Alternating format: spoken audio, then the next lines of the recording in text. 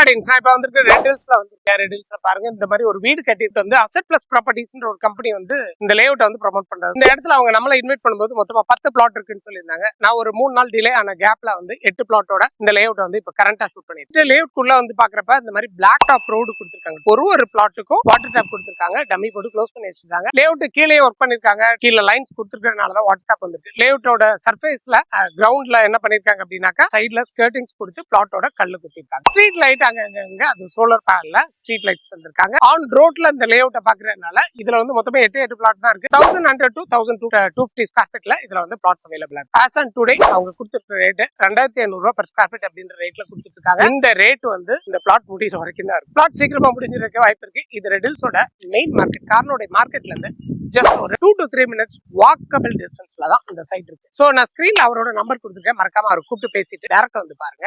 70% வரைக்கும் லோன் கிடைக்க வாய்ப்பு.